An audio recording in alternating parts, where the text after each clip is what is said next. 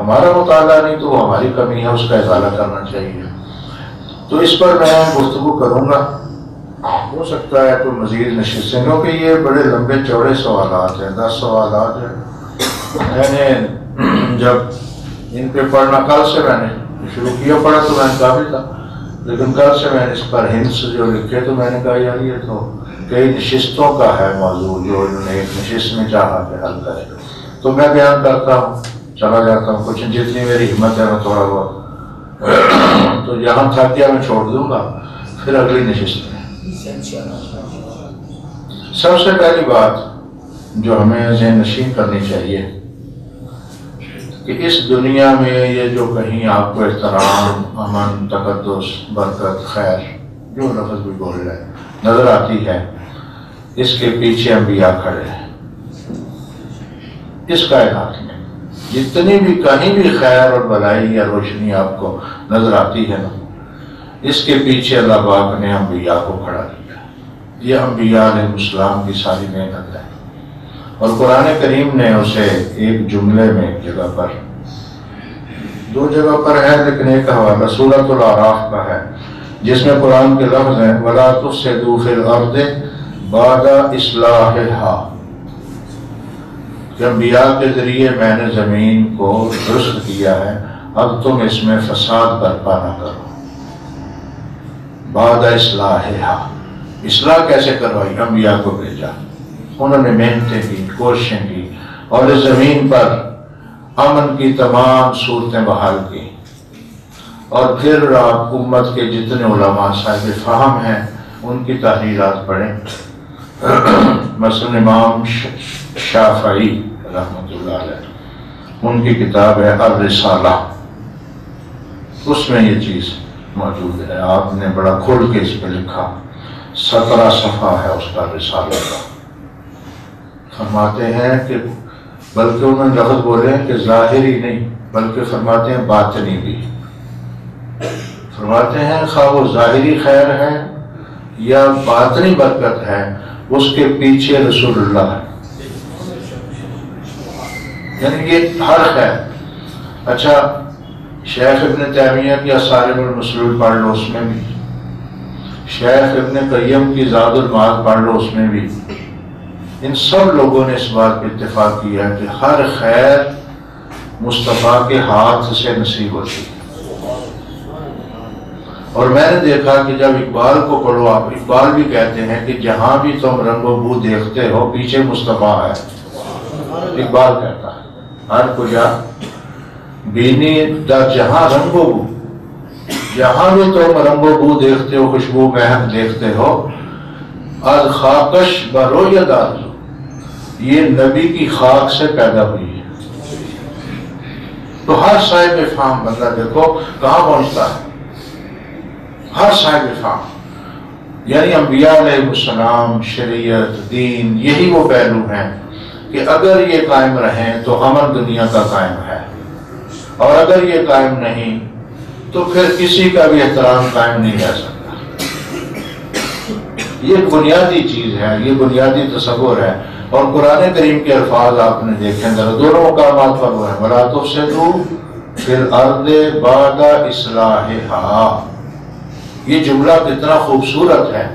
کہ میں نے انبیاء کے ذریعے، شریعت کے ذریعے، دین کے ذریعے ایک تمہیں امن و احترام، رحمت، خیر، برکت عطا کی ہے، اب لوگوں کوشش کرو اس کو قائم رکھنے کی۔ اور اگر ان زوات پر ہی تان شروع ہو جائے، اگر وہ شریعت پر ہی تان شروع ہو جائے، ہمارے ہاں اچھی بات ہے لیکن شریعت کا احترام اس حوالے سے ہمارے اندر بڑی کمزوری آ چکی ہے۔ حالانکہ اوپر جاؤ، رسول پاک صلی اللہ علیہ وسلم کا عمل پڑھو، آپ اپنی بے ادبی کو بعض اوقات معاف فرما دیتے تھے لیکن شریعت کی توہین کو معاف نہیں فرماتے تھے۔ ذرا اس پہ غور کر لو، کیونکہ اس مسئلے میں بھی کئی ساتھیوں نے مجھے کہا کہ جی توہین شریعت ہوئی ہے، تو میں نے کہا اللہ کے بندو، توہین شریعت کا معاملہ تو اس سے بھی سخت ہو جاتا ہے۔ انہوں نے اپنے طرف سے چھڑانے کے لیے بات کی، ان کا توہین شریعت ہوئی، حالانکہ توہین شریعت میں نے کہا ہوئی ہے تو اللہ کے بندے اس میں تو صاف بات ہے کہ حضور بھی معاف نہیں فرماتے تھے، کیونکہ سید عائشہ رضی اللہ تعالیٰ عنہا کا جملہ ہے کہ میرے کریم آقا صلی اللہ علیہ وسلم اپنی ذات کے حوالے سے کبھی انتقام نہیں لیتے تھے، جب اللہ کی شریعت کی توہین ہوتی تو معاف نہیں فرمایا کرتے تھے۔ تو اس پہلو کو بھی ذہن نشین رکھو۔ آج کے بعد اگر کوئی بات کرے نا کہ توہین شریعت کی بات ہوئی ہے تو اسے کہو یار یہ مسئلہ تو اس سے بھی سخت ہو گیا، تو کیا نرم ذہن لیے پھرتا ہے؟ تو یہ کوئی ایسی بات نہیں ہے جاری، یہ کہہ لو کہ ہماری مجبوری ہے، ہمارے ایمان کی اس زمین پر امن قائم رکھنے کی مجبوری ہے کہ اگر ہم سلامت رہنا چاہتے ہیں، ہم چاہتے ہیں کہ ہماری عزت قائم رہے، ہم چاہتے ہیں ہمیں امن ملے، تو ضروری ہے کہ بھائی ان صاحبان احترام کا احترام قائم رکھا جائے، وہ تقدس قائم رہے جنہوں نے اس زمین پر امن قائم فرمایا ہے، ورنہ نہیں، کوئی صورت نہیں، ورنہ صورت ہی کوئی نہیں۔ اگر آپ شریعت کی توہین کرتے ہیں اور اس کے بعد کہیں جی اس دنیا میں امن قائم رہے گا، نہیں رہ سکتا، وہ برکت ہی اٹھ جائے گی، پھر اس کی جگہ اختلاف آتا ہے، انتشار آتا ہے، اختلاف آتا ہے، لڑائیاں آتی ہیں۔